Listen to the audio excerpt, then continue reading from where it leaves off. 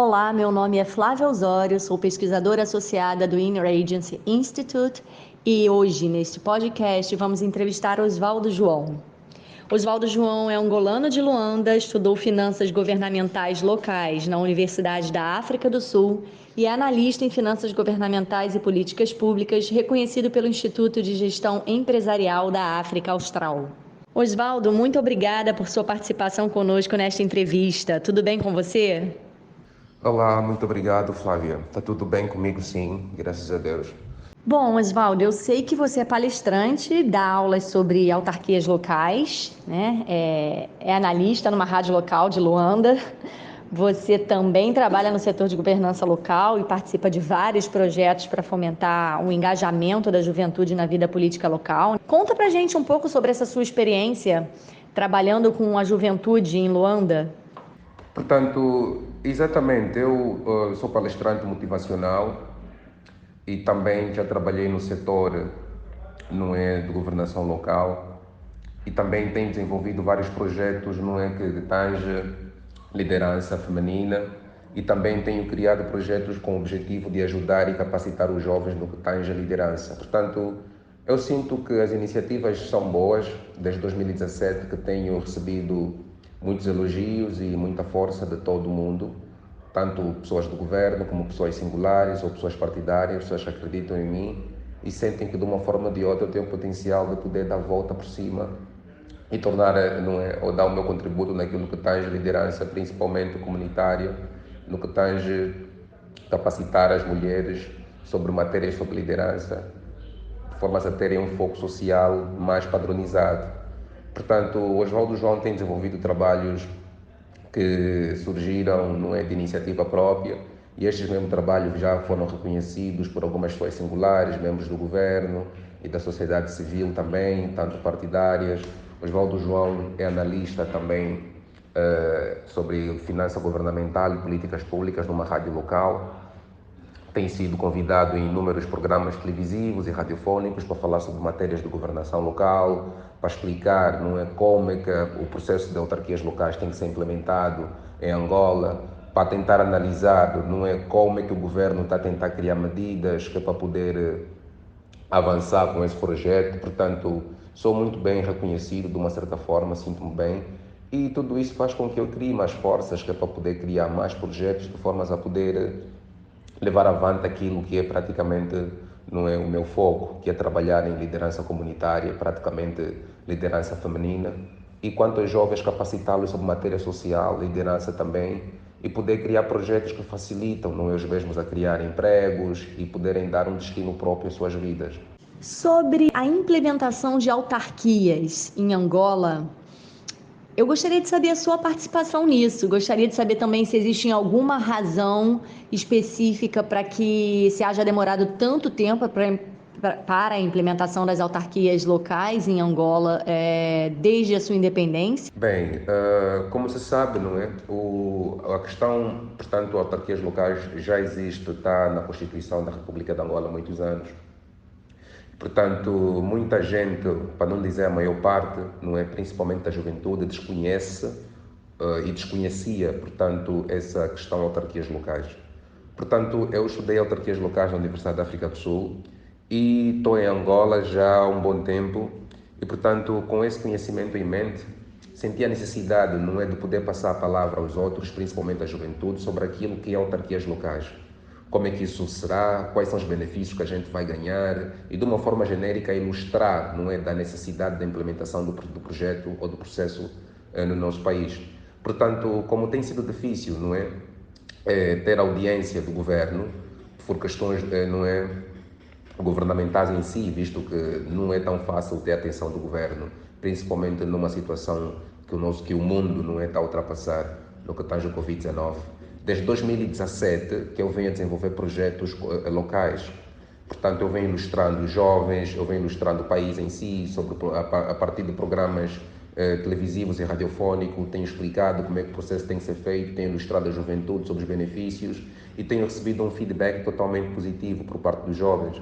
Então, tenho tido contato direto, não é, Com eles tenho desenvolvido projetos de palestras locais, e nas palestras tem temas diversos, como autarquias locais e a sua necessidade, autarquias locais e a liderança cívica, autarquias locais em relação ao governo. Então tenho dado essas palestras, não é, diretamente aos jovens, para tentar ilustrá-los, portanto, da necessidade e dos benefícios que eles vão ganhar com a implementação desse projeto. Sou convidado para alguns programas televisivos, sou convidado para poder participar em várias conferências, tanto a nível local como a nível provincial. Tenho estabelecido contacto com alguns deputados e alguns dirigentes do nosso governo, refiro-me no aspecto partidário. Eles me chamam para tentar ter mais ou menos uma ideia do meu parecer sobre aquilo que é autarquias locais, saber o meu contributo, o que é que eu acho no que tange o processo de implementação, como eu acho que devia ser feito na minha ótica. Portanto, tem sido uma experiência muito boa.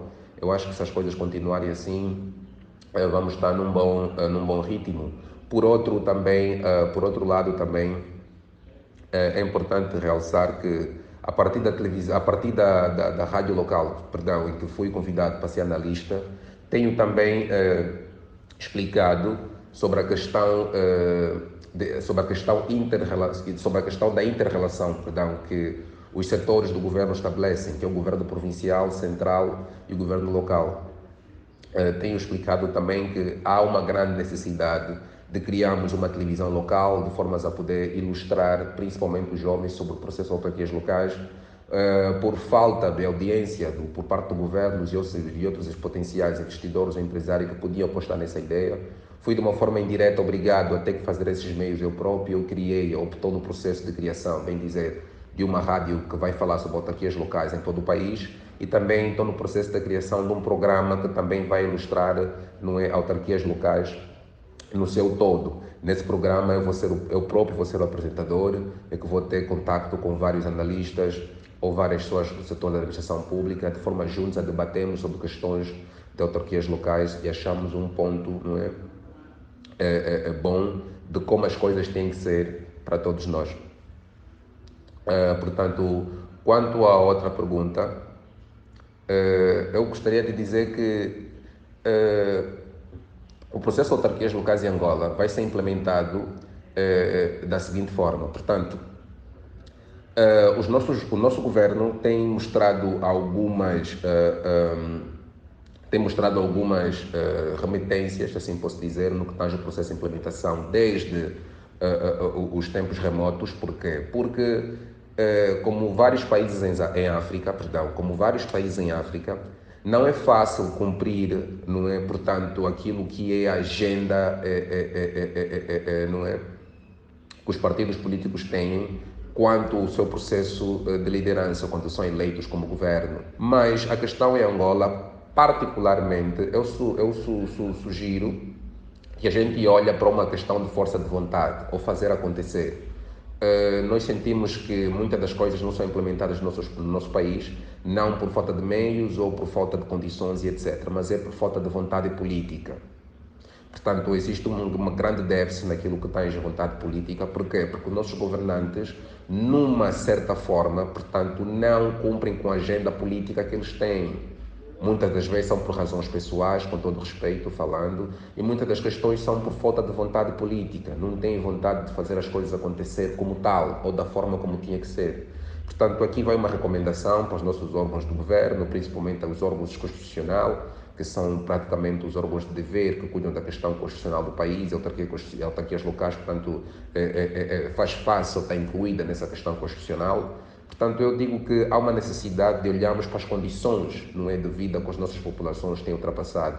Já disse isso há 3 anos atrás, repito a dizer com mais intensidade, pelo facto do fenômeno Covid-19, que é uma pandemia que está a devastar o mundo na questão econômica e financeira. Portanto, mais do que agora é o tempo que a gente tem que mostrar o nosso amor pela nossa população, visto que nós somos praticamente o controle deles em questões constitucionais e governativas. Portanto, eles dependem das nossas iniciativas para poderem ter o pão. Está difícil a questão cesta básica, o nosso governo angolano principalmente não dá respostas absolutas nenhuma para essa questão. Eu tenho andado em comunidades, vejo o sofrimento da pobreza, a extrema miséria que o país está a ultrapassar. E quem sofre são aqueles que não têm uma renda básica mensal, Quem sofre são aqueles que vivem abaixo da média. E mesmo assim o nosso governo não faz nada, ou se tem feito, não de uma forma significativa em prol disso. Portanto, eu peço que o nosso governo angolano tem que prestar mais atenções nas questões de vida da nossa população, nas questões de saneamento básico. Não estamos até a falar muito de infraestrutura, estamos mais a falar de questões agrícolas, que vão gerar cesta básica e questões de género. Ok. Eu ia perguntar sobre Covid, mas que bom que você já tocou no assunto. Osvaldo, qual será o modelo de funcionamento dessas autarquias locais? Exatamente. Portanto, como tivera dito antes, pelo facto de Angola implementar o processo de autarquias locais pela primeira vez, o governo quer implementar as autarquias locais com um processo gradual, ou seja, de uma forma mais especificada. Eles querem implementar, na primeira fase, vão dar respostas a um certo setor do país e dali vão continuar a fazer o mesmo processo até cobrir em todo o país por completo. Mas é importante realçar que entende-se, não é, que o governo quer fazer isso dessa forma, porque eles têm os seus próprios mecanismos e não me sinto confortável em tocar de uma forma muito forte em questões governativas do nosso país, porque existe um órgão específico que cuida dessa matéria. Mas como analista, não é, na matéria e, portanto, no setor público, tenho pleno direito de poder dar o meu parecer no que tange essa questão. E, portanto, eu sigo em frente dizendo que no meu entender, portanto, mesmo antes sem o fenômeno Covid ou a pandemia Covid, as populações tendem a se mudar para onde tem mais possibilidades de vida. Daí surge a questão da migratória.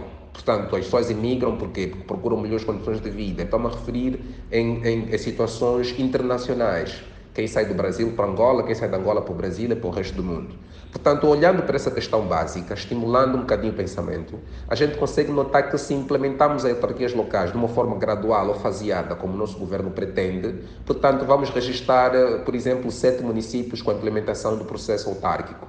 E aqueles outros municípios que não têm esse fenômeno, o processo autárquico, tendem, não é,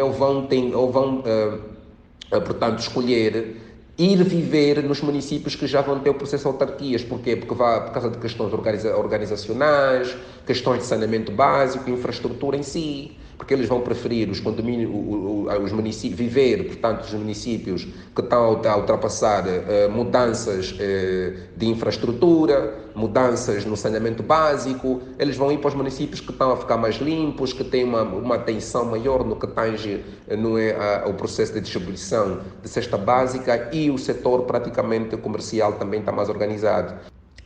Eu sinto que esse processo vai trazer muitas implicações, principalmente muita rebelião e revolta por parte da sociedade civil, porque mesmo sem autarquias locais, já existe, portanto, um grupo ou certos grupos de manifestantes da sociedade civil que têm mostrado uma forte remitência no que tange esse processo. Tem criado inúmeras multuosas manifestações em prol do país, e já tivemos o caso de um grupo de manifestantes subiram na estátua do ex-presidente da República de uma forma, Dr. Antônio Agostinho Neto, de uma forma protestante, para tentar dar resposta ao governo de que estão insatisfeito da governação atual, e principalmente referindo-se primordialmente na questão de que se autarquias locais não são implementadas o mais rápido possível, essas rebeliões vão ser muito intensas em todo o país. Portanto, nota-se que com essa questão há uma forte, como eu diria, há uma forte inaceitação de certas políticas públicas que o nosso governo, portanto, vem implementando. Então, aqui resta-me dar algumas recomendações para o nosso governo, dizer que tem que olhar para todos os angolanos como angolanos e ninguém tem que ser mais beneficiado que o outro, principalmente aos olhos da lei. Angola é um país democrático, essa democracia há muito tempo que não se faz sentir, mesmo no governo passado não se fazia sentir. Nesse governo notamos alguma abertura, não é, com o empossamento da Sua Excelência, com todo respeito, ao Presidente da República, João Manuel Gonçalves Lourenço, mas mesmo assim sentimos que ainda tem muito para se fazer. Acreditamos e sabemos que não vai ser de uma hora para outra, mas nós acreditamos que o nosso governo tem muito para fazer, mesmo com os pequenos recursos que tem e mesmo ultrapassando essa pandemia de Covid-19, começando primordialmente chamando a atenção pela questão cesta básica. Osvaldo, Brasil e Angola acabam de relançar aí uma cooperação estratégica né? Possivelmente em diversos setores, mas principalmente no que tange à relação comercial. Você gostaria de fazer algum comentário sobre? Claro, claro. E dizer que o Brasil é uma grande potência, tanto no aspecto comercial como tantos outros aspectos. Desculpa. Brasil e Angola estabelecem uma cooperação de vários setores já há muitos anos, tem sido sempre uma cooperação muito, muito amigável, à base de respeito e, acima de tudo, tem cooperado muito no ramo diplomático, no setor de guerra e por aí afora. Portanto, este ano, o Brasil reforçou a cooperação portanto, comercial com Angola. E é importante relembrar que isso é um bem que os dois países ganham. Por quê? Porque numa fase desta que temos a pandemia do Covid, portanto, ter esse bem é mesmo muito fundamental. Por quê? Porque isso vai reforçar e vai facilitar mais as relações e transações comerciais entre os mesmos países, vai reforçar muito o aspecto no que tange importação e exportação de bens, tanto bens alimentares como não. Portanto, é importante relembrar também que no mandato da Sua Excelência, Presidente do Brasil, ex-Presidente do Brasil, Lula da Silva, foi um dos anos em que eu mais notei que o Brasil teve de uma forma ativa a cooperar com o nosso país. Tivemos aqui um laço muito forte de amizade, tanto no aspecto pessoal como no aspecto profissional, entre a Sua Excelência Presidente José Eduardo dos Santos, na época, e a Sua Excelência Presidente Lula da Silva. E desde então, o Brasil e Angola têm levado, não é, esse carisma, não é, esse respeito entre os dois países, fora do aspecto de língua, que os dois países falam a língua portuguesa, não é? E temos também uma relação muito boa no que tange situações como, por exemplo, turismo. Há um fluxo enorme de angolanos no Brasil por motivos acadêmicos e motivos de turismo, vice-versa com os brasileiros. Portanto, todos nós ganhamos com essa cooperação no que tange o aspecto comercial, porque vamos ver mais diversidades de produtos que vêm da Angola no Brasil e vice-versa. Portanto, eu acho que são iniciativas boas. Os nossos governos têm que continuar a cooperar dessa forma, portanto, não só com Angola e Brasil, mas os países individuais com outros países também por aí afora no resto do mundo.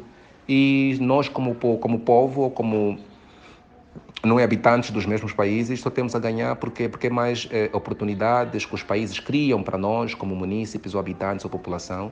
E, portanto, é sempre bom. Espero que as coisas continuem assim, está num bom ritmo. E acho que só temos a agradecer. Oswaldo, para concluir, você poderia falar para a gente o que é o treinamento YALI na África? Sua Excelência Presidente Barack Obama, que foi o ex-presidente dos Estados Unidos, em pleno seu mandato, portanto, sentiu a necessidade de ter que, reorganizar, não é se assim posso dizer, o setor da juventude e criar projetos que fizessem com que eles entendessem aspectos sobre política, liderança, mas de uma forma como se fosse um treinamento.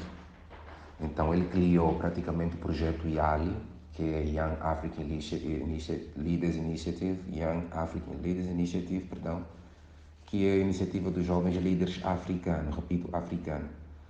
Como se sabe, a África tem mostrado um déficit muito grande em vários setores ou em várias áreas diversas. Então ele sentiu a necessidade, não é, de criar esse projeto que é para capacitar os jovens políticos, ou melhor, os jovens quaisquer que queiram de uma forma, não é, opcional, seguir, não é, o ramo político, tanto na questão como analista, como em inúmeras facetas que tange, não é, situações de género. Sendo assim, como é que funciona esse programa YALI? O YALI é uma plataforma aberta para todos os africanos, ou salvo erro, alguns países especificamente, acho que assim fica melhor. Sei que Angola está incluído, Malawi e uns outros países também, portanto, Namíbia inclusive, portanto, há um exercício em que tu tens que praticamente passar. Eles vão fazer algumas questões em que tu vais ter que fazer as questões como se fosse um essay. Essay é uma expressão em inglês, em português é um trabalho. Então tem um trabalho técnico-científico no ramo académico que tu tens que fazer. Portanto, depois de fazer, se o resultado for positivo, então tu vais poder fazer o treinamento e se aprovares o treinamento, dão-te a certificação que comprova que você é praticamente um jovem líder africano, porque você passou pelo treinamento YALI, que é um treinamento reconhecido internacionalmente, e que aconselho todas as pessoas que estão no ramo político e querem ganhar praticamente uma ideia global do que realmente é política como tal, devem fazer o esforço de passar esse treinamento, porque é muito importante. E aproveito deixar o meu grande conselho: melhor fazer agora, porque depois as coisas podem se complicar. Os requirements, que são os requisitos para fazer esse curso, podem aumentar e tornar-se muito complicado. Então, quem tem um tempozinho, apenas 1 mês e meio, que faça, e que não vai se arrepender. Outra questão primordial é como, não é? Eu aplico para isso. Portanto, é só acessar o site do YALI. Lá vai encontrar inúmeras instruções de como acessar, de como acessar essa plataforma, e desta forma vai ter em contacto com esse exercício, que tem diferentes facetas. Tem no ramo de empreendedorismo e negócio, tem administração pública, que é o que eu fiz, e tenho liderança cívica. Portanto, eu participei, acabei de terminar, fiz a minha defesa no dia 29 de março de 2020, e, portanto, foi uma experiência única e muito boa. Eu falei de que tu, depois de fazeres o treinamento, tu tens que criar um projeto que vai de acordo com a situação do teu país, e tens que defender esse projeto. E se realmente for algo muito realístico, então a perspectiva de, se calhar, não é levar avante, não por parte deles, mas por tua parte, com o auxílio deles. O meu engajamento no YALI foi um engajamento positivo. Foi um engajamento positivo porque eu tive colegas, ou tenho colegas de diferentes países, a gente está mesmo online pelo grupo do WhatsApp, estamos a trocar ideias, contactos, e está a ser uma experiência muito boa. O projeto que eu fiz, portanto, para defender no YALI, foi o projeto de redução, não é? Ou um projeto que visa primordialmente o combate do desemprego e, de uma forma genérica, a erradicação da pobreza. Portanto, esse projeto cria oportunidade para os jovens, com a implementação de uma mototáxi de 3 rodas, que nós não temos ainda no sistema, não é, de transporte do nosso país, que é a moto de 3 rodas, a circular como se fosse uma moto de 2 rodas normal. Porquê? Porque senti que, trazendo essa inovação no sistema de transporte do país, vai ser algo novo, porque não temos, e se calhar pode ser muito útil e uma forma de oportunidade para os nossos jovens, que mostram-se muito, com todo respeito, frustrados, mesmo muito antes do Covid. Agora, com o Covid, piorou, há muito fluxo, não é, de jovens desempregados, e parece que o nosso país, o nosso presidente, o nosso governo, não fazem grandes coisas em prol disso, com todo o respeito. Eles podem criar programas, não é, de treinamentos salariais para os jovens, mas mesmo assim não o façam. Portanto, a gente fica sem saber o que fazer. Então, daí surgem questões como criminalidade e muitas outras questões. Portanto, eu sinto-me muito confiante em afirmar que, se o nosso governo tiver força de vontade para tentar equilibrar essa situação, assim já teria o feito. Daí vai a questão que eu repito: é força de fazer acontecer, é força de vontade política.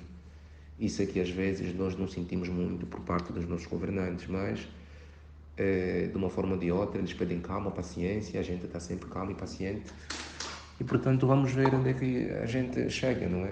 É mais ou menos isso. Obrigado. Osvaldo João, muito obrigada pela sua participação aqui conosco, por essa conversa agradável. Espero que você volte em breve, que a gente possa fazer mais comentários acerca da implementação das autarquias em Angola, da sua participação no YALI e, quem sabe, sobre essa nova cooperação entre Brasil e Angola. Muito obrigada pela sua participação. Quem devo agradecer primeiramente sou eu. Então aqui vai os meus grandes agradecimentos para ti, Flávia, para toda a rede que trabalha contigo, as instituições, as pessoas singulares e etc. Dizer que é uma iniciativa muito importante, me sinto muito lisonjeado por fazer parte, não é, desse podcast com vocês. E, de uma forma resumida, eu estou muito, muito agradecido pela oportunidade. Muito obrigado.